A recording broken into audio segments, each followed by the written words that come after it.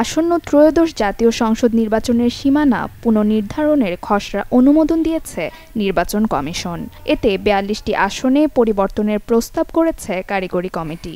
এর মধ্যে ৩৯টি আসনে সীমানা সামান্য পরিবর্তনের অনুমোদন দিয়েছে ইসি। তাদের প্রস্তাব হচ্ছে বাগেরহাটে একটি আসন কমবে, গাজীপুরে জনসংখ্যা ও ভোটারের সংখ্যার ভিত্তিতে একটি আসন বাড়বে।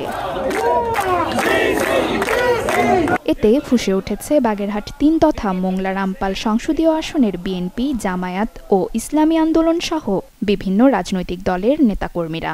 আসন বহাল রাখার দাবিতে সর্বদলীয় পরিষদ গঠন করে প্রতিদিন বিক্ষোভ করছেন তারা। এখানে ব্যাঙ্গালোর সুন্দরবন রয়েছে, এখানে পর্যটন কেন্দ্র রয়েছে, এখানে বন্দর রয়েছে। এই সমস্ত নাটকীয় ঘোষণার কারণে আমাদের এই ভাগ্যকে নষ্ট করতে যাচ্ছে একটি কুচক্রী মহল। আমাদেরকে অবশ্যই সোচ্চার হতে হবে। ষড়যন্ত্রমূলকভাবে গাজীপুরের একটি আসন বাড়িয়ে আপনার মোংলা রামপালকে পৃথক করে দেওয়া হয়েছে। বাগেরহাটের 4টি আসনকে কমিয়ে 3টি আসনে রূপান্তর করা হয়েছে। এই সিদ্ধান্ত নির্বাচন কমিশনের আমরা ঘৃণা ভরে প্রত্যাখ্যান করি।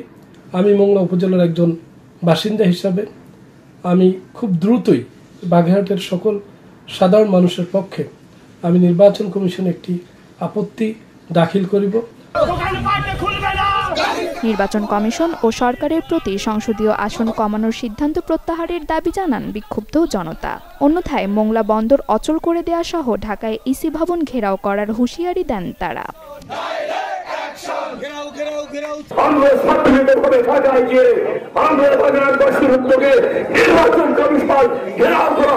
সারা বাগেরহাটবাসী আজকে রাজপথে নেমে এসছে। আজকে যদি সিসির এই সিদ্ধান্তকে পরিবর্তন না করে তাহলে আমরা প্রয়োজন হলে মোংলাকে অচল করে দেব।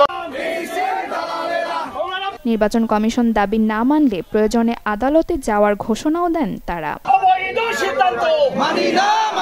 Desk report, channel 24।